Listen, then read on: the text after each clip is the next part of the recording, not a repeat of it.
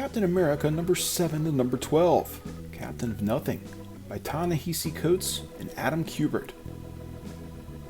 With Thunderbolt Ross mysteriously dead, as well as the power elite making moves to frame him, Captain America is under heavy suspicion and decides to turn himself in. Bucky does all he can to try and track down leads, but it's to no avail. Steve Rogers finds himself in Baron von Strucker's private prison, the Myrmidon, as Sharon Carter reveals her new top-secret fighting squad, the Daughters of Liberty. Forced to try and find allies, Cap does his best to fit in. All the while, the prisoners are forced to watch their peers' live-streamed torture sessions. Meanwhile, Selene and Alexa Lukin murder Steve's evil Hydra counterpart to further the real Steve is still evil Steve ruse. Sharon blackmails the Kingpin and gets info on Ross's real murderer, the elusive assassin known as the Foreigner. Alexa Lukin meets up at the Fact Channel offices to spin the Supreme Commander connection. Back at the safe room, the daughters give a status report to their de facto leader, the Triad.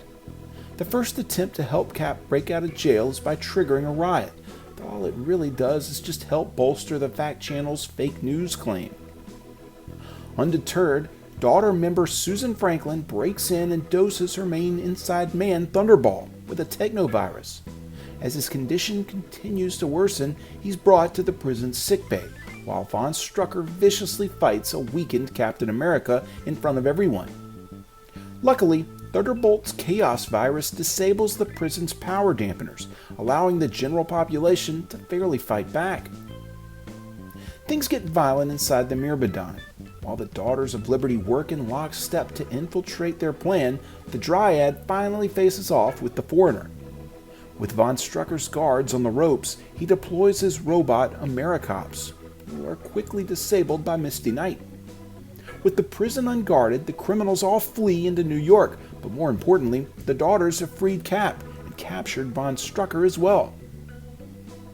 Now a fugitive, again, Steve and Sharon consider their options. A world that is now teetering on the edge of believing Captain America was actually the Hydra leader. He meets with the Daughters of Liberty and explains their next mission will be to drive Cap's message in the absence of an actual Captain America. Because while Captain America is dead, Steve Rogers lives. And as the last page reveals, so does Peggy Carter, the Triad? So what does this all mean?